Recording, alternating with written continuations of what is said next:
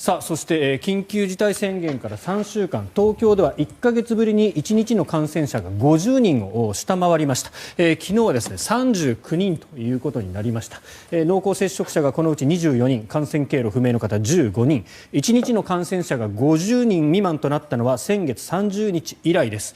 小池知事、これはもう言われてます。月曜日というのは検体持ち込みが一番少ない日、これまでも少なくなる傾向はありました。決して、その意識を緩めることはいけませんと。緩むことはできない。でも皆さんの協力があって、分かっている数字だけです。実数ではね、検査数少ないんで実数ではないと思いますが、ただ皆さんの努力で39人となったことは事実ですということはおっしゃっております。専門家会議の尾身先生です。この新規の感染者数というのは2週間前の状況を反映します。皆様行動の自粛に取り組んでいきましょうと、今月の1日にお話をされています。では2週間前どんな状況だったんでしょうか。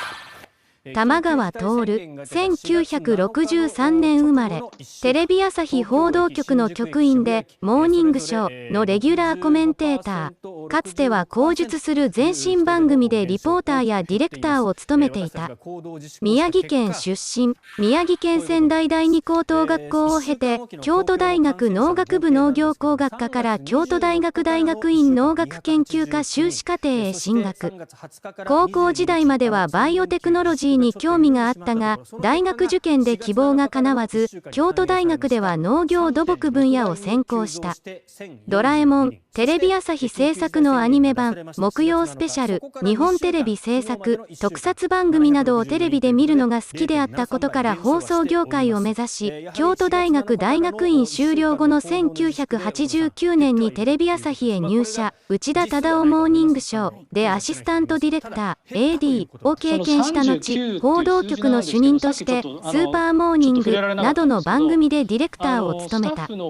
テレビ朝日のワイドショーに制作者の立場で20年以上携わっているが、同局へ入社するまでは当時のワイドショーで横行していた取材対象者の人権を軽んじる報道姿勢に強い違和感を抱いていたという。入社直後にはワイドショーだけは担当したくないという意思を当時の編成局長へ伝えたものの、最初に配属された内田忠雄モーニングショーは日本のテレビ局で最初に放送されたワイドショーの第9シリーズにあたる。しかし AD として配属されてからも局内や他局のワイドショースタッフと一線を画していた。配属の直後に急逝した松田優作の取材を任されたところ、取りたくないものは取らないという理由から、いわゆる特落ちとして局内でやり玉に上がることを承知で斎場への取材をあえて拒否したほどである。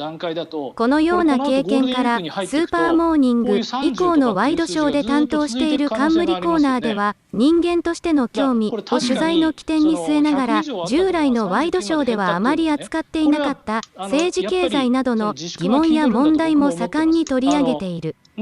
その一方で、モーニングバード以降のワイドショーでレギュラーコメンテーターへ起用されていることについては、ワイドショーを作っている側の人間として地雷、ワイドショーのコメントで踏み込んではいけない領域を身をもって知っていることが評価されたのかもしれないと語っている。64年に始まったモーニングショーはワイドショーの草分けで、その時の司会の名前を冠して放送される伝統番組。AD に配属された内田忠雄モーニングショーからスーパーモーニング、モーニングバードを経て22年ぶりに復活した羽鳥まで一貫してワイドショーに関わる。社歴で一番長いのがモーニングショー、モーニングショー人生みたいな感じ。当時 AD って少なかったんですね。今でこそ1、2年やるんですけど、当時は促成栽培。だから半年くらいでディレクターになりました。今もディレクターのつもりなんです。スーパー時代にリポーターとして自分のコーナーを持った経験から、コメンテーターについてもできないなという感じはなかったと振り返る。初めてコメンテーターをやる人はテレビの文法を知らないんです。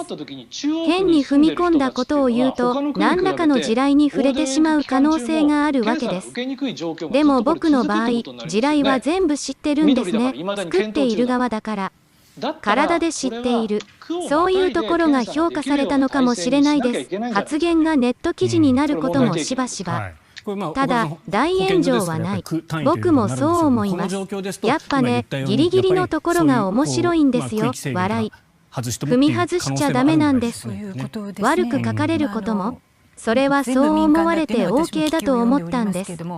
ギリギリをやるにはおためごかしばかりじゃ面白くない。他の情報番組も一視聴者として見るといい子ちゃんになろうとしてるんじゃないの、このコメンテーターはっていう感じがよくあったんですね。自分の意見が多数派ではなくとも正しいと思えば主張する。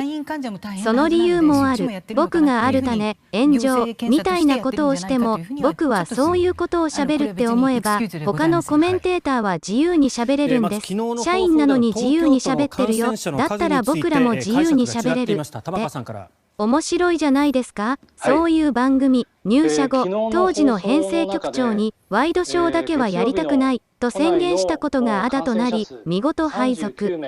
ワイドショーって当時は誇れる番組じゃなかった。今で言えば人権を無視するような取材をガンガンしてたりとか、ある種勢いはあったしパワーはあったけどなんとなく誇れない感じの番組だったんです。1年目の89年俳優松田優作が亡くなり取材に当たった。各局が最上に押しかける中それをしなかった。先輩には特落ちイコール自社だけ落とすことだと罵られた。取りたくないから取りませんでしたと火葬場の中まで取ってこいとか言ってるからワイドショーはゲスだって言われるんだよって大喧嘩したんですよ。先輩とだんだん世の中が変わってきて視聴者が面白がって見てくれるようになったんですよね。政治もやるしだんだん経済もやるようになってきた。時代は変わったんです。今は新入社員でうちの番組に来て誇りに思えないなんていう社員はいないと思いますよ。もっともテレビらしい番組であるワイドショーを支え続けここまで変えてきた自負がある。そんな玉川氏ですがコロナの最近の報道では PCR 検査が少ないのは日本の恥。韓国は素晴らしい。韓国を見習えと韓国の検査制度の低さを知ってか知らずか連日まくし立てる姿を見て頭おかしいんじゃねえかと疑問に思うネット民からボコボコに叩かれているのも事実。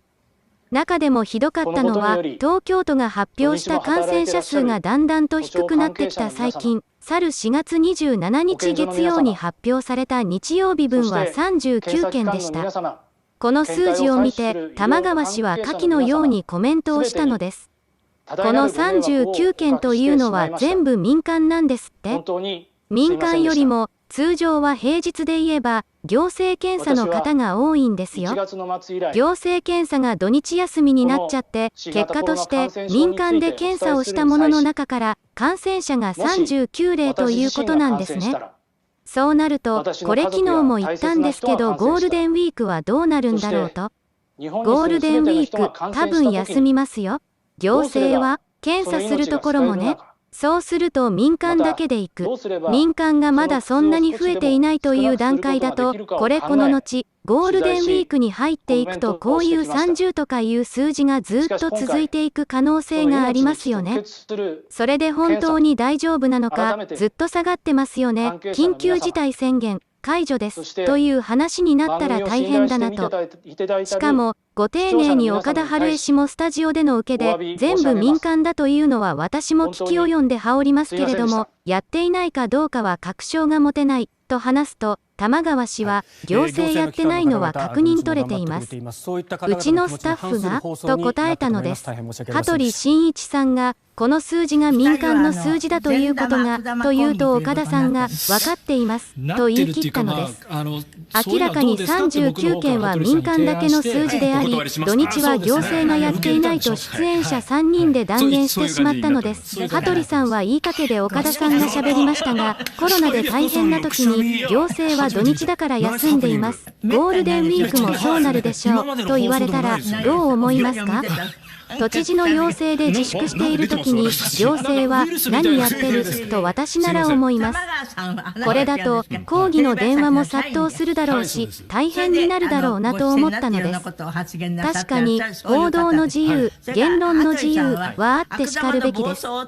情報は伝え手によって角度によって見え方が違うからこそ誰が伝えているかが大切なんだと思います。しかし今やこの番組の影響力は大きく特定企業の株主総会にまで波及する番組なんです。今回のような番組内でのもっともらしい言説は多くの人を刺激します。これで抗議の電話が殺到するとただでさえ人員不足の都庁現場が大変になるなと危惧しました。全国放送の威力はすごく、ご意見は当然に都外からもたくさん届くのです。見解の相違ではなく、明らかに間違いを言ったことに加えて、ただでさえ連日のコロナ対応でヘロヘロになっている職員がさらに疲れ果てる姿を想像したら、今回ばかりは見過ごすことができません。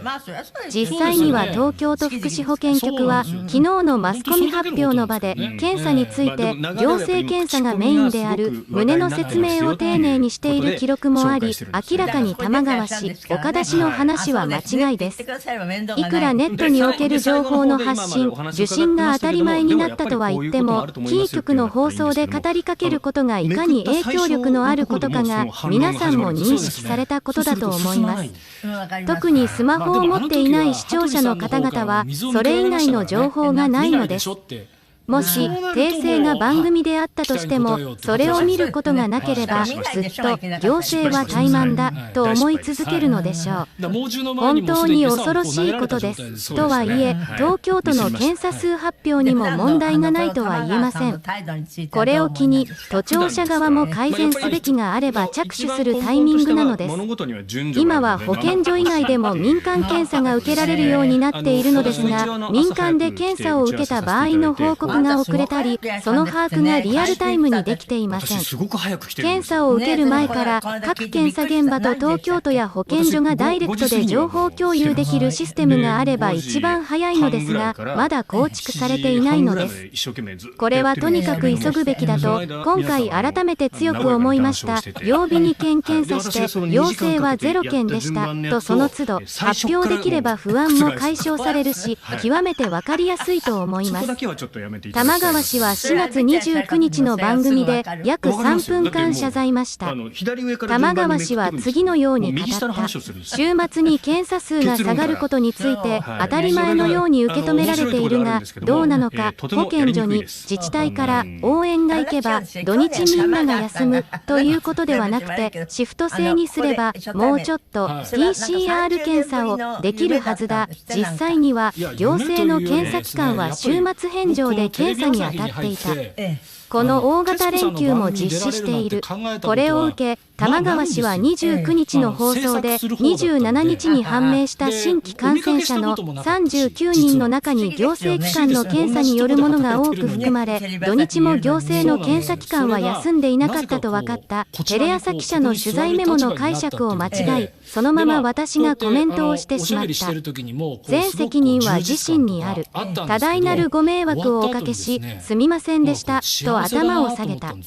頭を下げれば済む問題ではない。テレビ朝日は今までも韓国よりの報道をしたり、韓国に不利なニュースは報道しない自由を行使し、変更的な報道をしているのは周知の事実。口先だけの反省ではなく、客観的な見方のできる報道局の原則に立ち戻っていただきたいと願うのは私だけだろうか。繰り返します。日韓は元祖兄弟だった。世界は元祖兄弟だった。私たちは同志だった。敵は別にいます。もう一度話し合いませんか。